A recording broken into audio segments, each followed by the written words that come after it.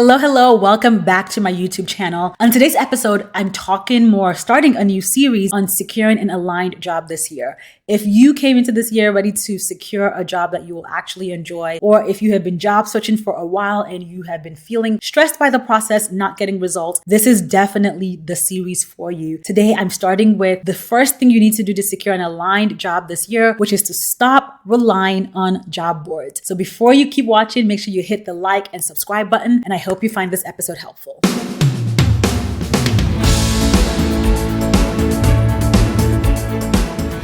So today we are talking through the first sort of strategy that I want to offer you for how to secure an aligned job this year. Now let me actually pause and share a bit more. When I say secure, what do I mean? Securing an aligned job means that you are actively job searching for a new role. So this episode is for you if you are in the process, you've been looking for jobs, you've been applying to jobs and doing that. If you've been a listener for a while, you probably know one of my stances around job searching, which is that you absolutely should not be job searching if you don't know the specific job that you're looking for. So this series is being shared on the assumption that you already know the role that you're trying to secure. You already have clarity about what your aligned job is, not that you're still trying to figure out what job is right for you.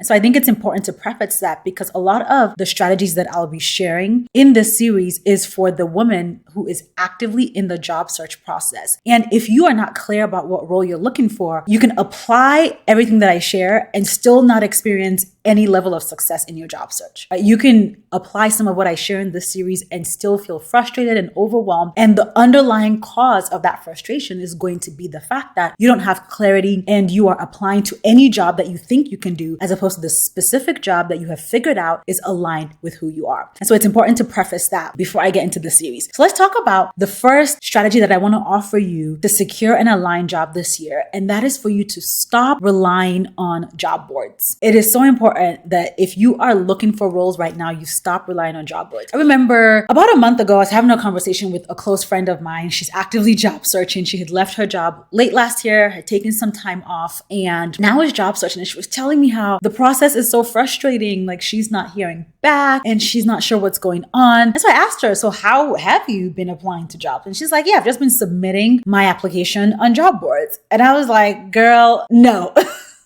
Absolutely not. That is not how you should be doing this. Now, in her defense, part of why she's been doing that is because throughout her career, she hadn't actually had to apply to jobs. It either had been referrals or promotions. And so she hadn't actually actively job searched, which I understood, and that might be your case. But even if you've actively job searched, just know that in this day and age, job boards are not the way to go. And notice that I said stop relying on them. I didn't say stop using them because job boards absolutely still have a place and a role to play in your job search process, but they should not be the key thing that you're dependent on. And unfortunately, that's how you've likely been taught to job search. You go to LinkedIn, you go to Indeed, you go to Google, you go to Monster, Glassdoor, remote job search boards, wherever it is, and you submit your application online and then you wait to hear back. You wait to get an interview or a next step call. The first problem with that approach is that it's absolutely passive and you cannot afford to be passive in your job search if you're trying to secure a role in this day and age. Job boards are not as effective as they once used to be in the job search. And why is that? Well, the first thing that I think you should realize is that only about 40% of available jobs are actually ever posted on job boards. And that's a generous number. Some statistics out there say it's only 20%. I like to be generous and I go with 40, but really just think between 20 and 40%, which means that about 60 to 80% of available jobs are not on a public job board. You actually can't see them listed anywhere. And so that means that if you are relying on job boards, you are already coming into the game at a deficit because you're missing out on majority of the jobs that are available. So that's the first problem with job boards. The second problem is that every job posting online gets on average about 250 applications. And that's average. Some roles are getting thousands of applications, especially right now, tech roles are getting thousands of applications. Some roles are getting fewer. Some roles are getting only about 20 to 30 if we're thinking more senior role, more niche industries, whatever it may be, they might be getting less applications. But on average, what we see is 250. And so when you apply to a role on a job board and you submit your application and then wait to hear back, what you've done is you have now put yourself at the back of the line, maybe even the middle of the line. Either way, you have made yourself one of 200 and something people at best that are also applying for the same role. Now, I want to put this in context for you. Most roles have one recruiter that's sort of in charge of that role. Let me even say most roles. Most recruiters have about 3 to 5 roles that they are in charge of hiring for, looking for candidates for. Now, imagine a recruiter who is looking for candidates for 5 different roles. And all 5 of those roles we'll stick with the average, 250 applications.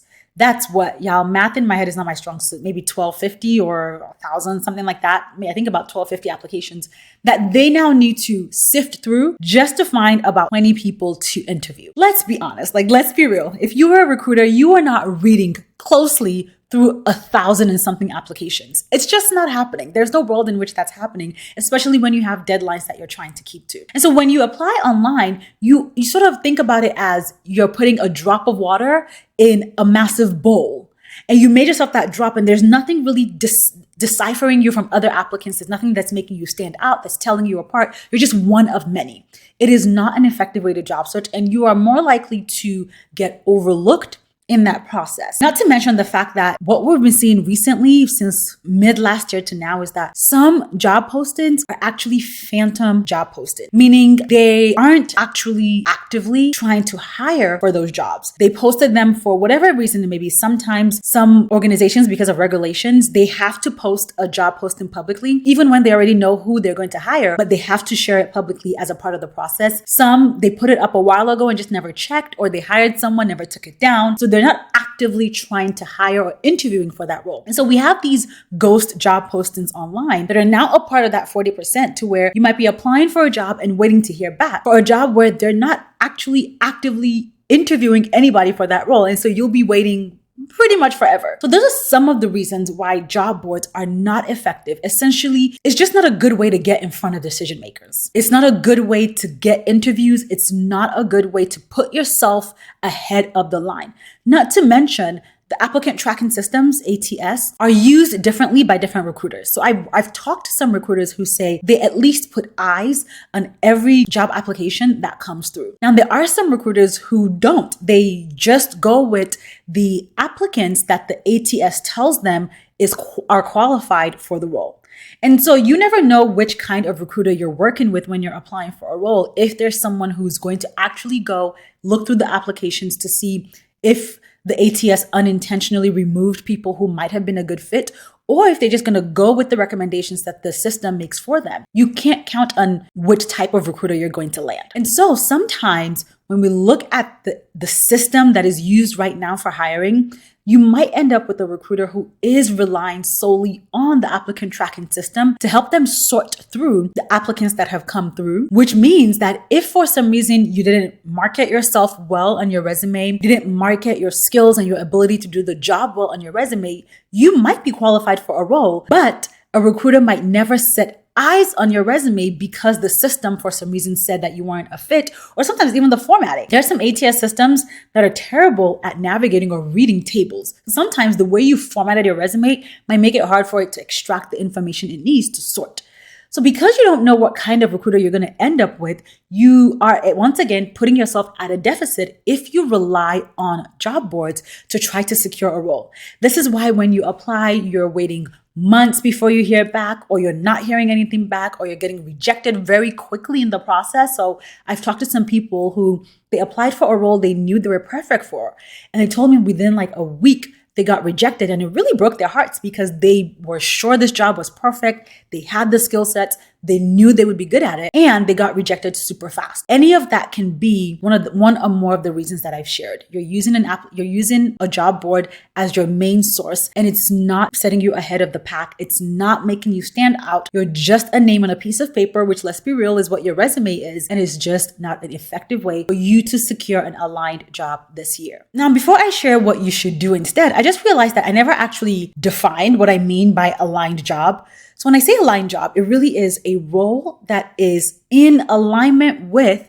your values, your interest, and your skills. And I'm emphasizing this or stopping to define this because if you're looking for just any job right now, you're like, I just need a job because for whatever reason, I just want to make money. I'm just trying to change my situation. I just need something to get me out of where I am. Then maybe what I'm sharing might not be relevant for you. You might not be interested in being intentional in your job search. But if you're someone who you've been in roles that are really misaligned and you have started to feel the impact and the effects of that, your physical health is suffering, your mental health is suffering, your relationships are suffering, you're experiencing more self-doubt, you don't feel like you're living on purpose, you don't feel like you're making a difference in the world. If that is you, you are likely saying, you know what, I don't want to just go into any old job. I really want to secure a role that is in alignment with who I am, a role that I will enjoy doing, a role that will make me feel confident and good about myself, a role that will make me feel like I'm making a difference in the world. That is what I mean by an aligned job. Aligned jobs are roles that you actually have room and space to grow and advance in, and roles that you will actually feel fulfilled doing.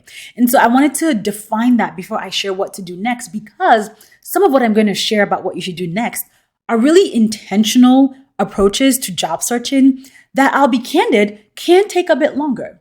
But what we already know is the average job search takes 3 to 6 months anyway. Most of my clients are securing roles within 2 to 4 months with this intentional method. Job searching intentionally can feel like it's taking longer because you're not doing this mass application approach. You're really being selective and intentional about the roles you apply to. And so because you're focusing on quality and not quantity, it can feel like it's taking longer, but when you step back and look objectively, you'll realize that you're actually probably still in the normal range of what we expect, which is that 3 to 6 months range. So what should you do instead of relying on job boards? Well, the first thing is make sure you have clarity. I said this at the beginning. I'm saying it again. I can't emphasize it enough because clarity is the only thing you really need to be successful in your career and your job search. Make sure you're clear on the actual specific role that you're trying to apply to, as well as potential other alternate job titles that different industries might use for that role. So what you'll often see is that one role might have a different phrase or a different title, I should say, that different companies are using. But when you look at the responsibilities, when you look at the roles, it's the same thing. So for example, I was working with a client recently in my one-on-one coaching, and she wanted to secure a user experience analyst role. And when we did the research, we realized that some people, if you look at different job postings, some are calling it user experience analyst, some were calling it just UX analyst, some are calling it user designer, user experience designer. Those are 4 different titles, but when you looked at the description of those roles, it was the exact same job.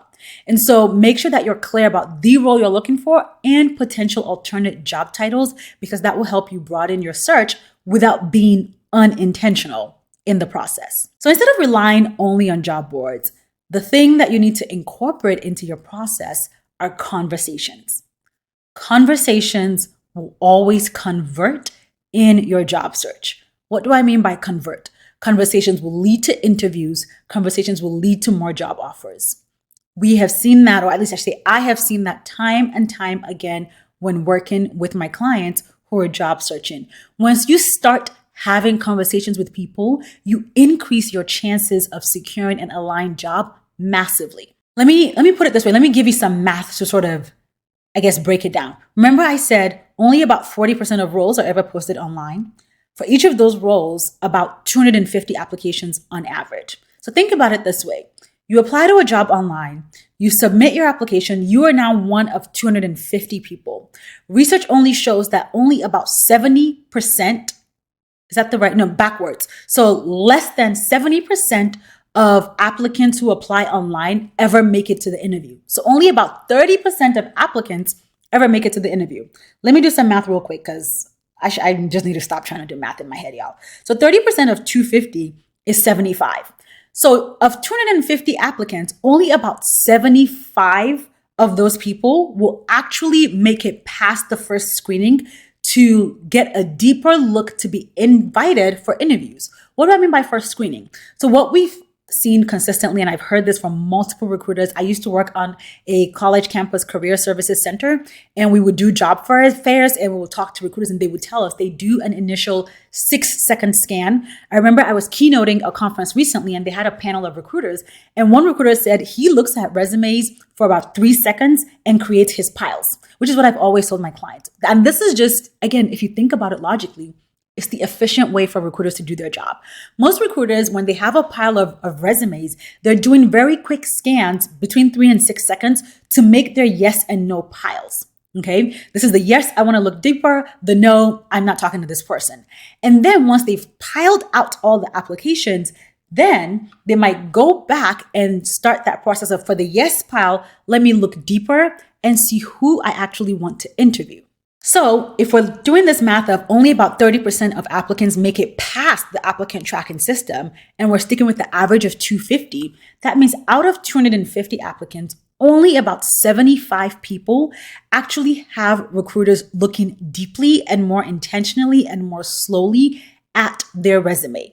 75 out of 250. And I think that's generous. That number is also generous. And the next step after that inside look is now interviews. For every job posting or every job that gets posted, companies are usually only interviewing about 3 to 5 people for any given role. And that's because interviewing is expensive. They have to, time-wise and money-wise. Some places have to bring people to the site, which costs money if they're paying for flights or transportation. It takes time to put a panel together who are now being pulled away from their job. Just know that interviewing is a long process and it takes time. And so there's usually a limit to how many people can be interviewed for a role. And that number is about 3 to 5 people. On the generous side, maybe 7 people. So we've now gone from 250 people to 7 who are getting invited for interviews. So when you are relying solely on job boards, your chances of getting an interview is 1% chance of getting an interview, pretty much. Meanwhile, when you start having conversations, and I'll tell you who to have conversations with in a moment here, but when you start having conversations, what you've done is now think back to that recruiter who has 75 resumes they're looking at. If they're able to have a conversation with you, now, first of all, you've put yourself ahead of that line. You are now one of maybe the 10 that they're giving a closer look at.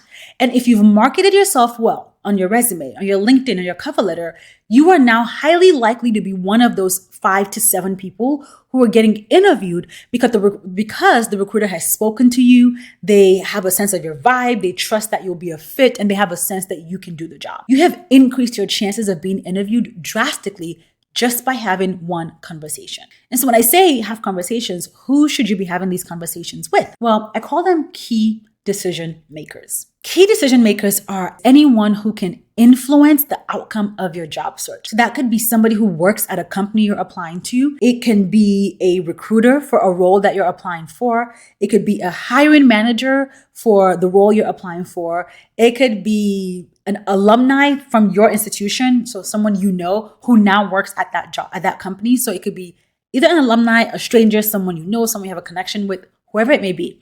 You want to have conversations because those people have the ability to shape or shift the trajectory of your job search. And I meant to say shape or shift. I think I said shaped. That's not a word.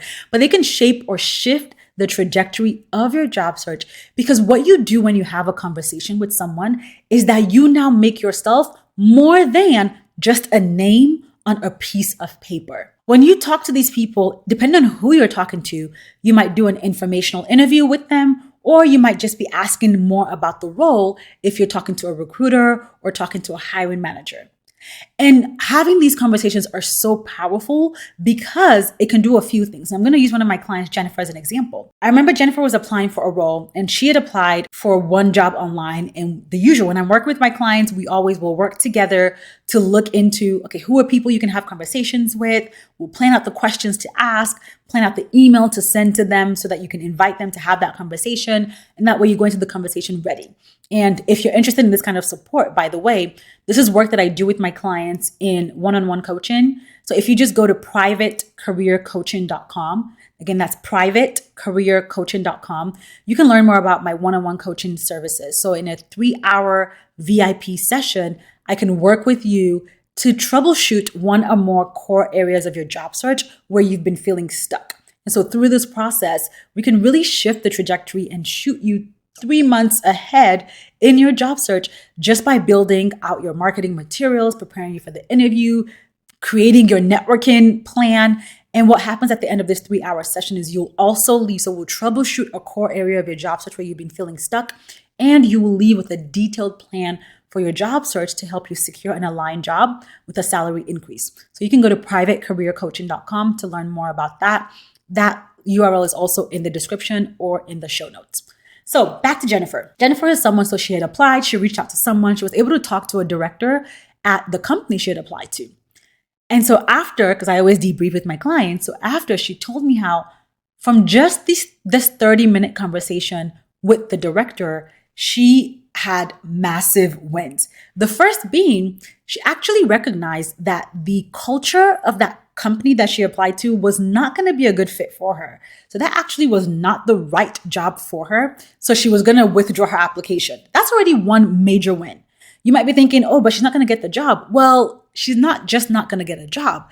She's not going to get a job in a company she would have been unhappy in. Remember, I told you my approach here is looking for alignment. The company was not aligned, and she learned that ahead of time, and they didn't end up in a situation where 3 months in, she's asking herself, is it too soon for me to leave this job? So that's one. Two, the director knew about 2 other organizations that were hiring. 2 other organizations that were not listed anywhere online. We had not come across those roles.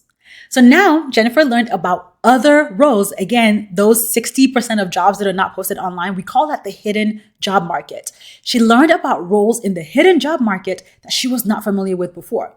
And third, the connection with that director was so good and so strong that the director asked her to send her resume directly to pass on to one of those organizations. Because of the 2 organizations, she had a direct connection in one of them. From one 30-minute conversation, she figured out what role to avoid. She learned about 2 roles that were available, and she figured out, or she got put in front of the line for one of those 2 roles by sending her resume directly to someone who was hiring.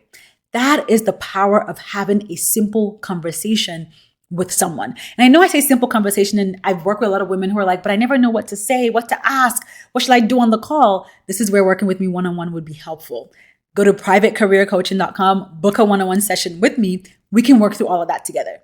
But my point here is that having one conversation with the right person can really drastically change the trajectory of your job search. Now, for some roles, especially lately on LinkedIn, what you'll see is that for some roles, they'll actually post who the recruiter is or who the hiring manager is.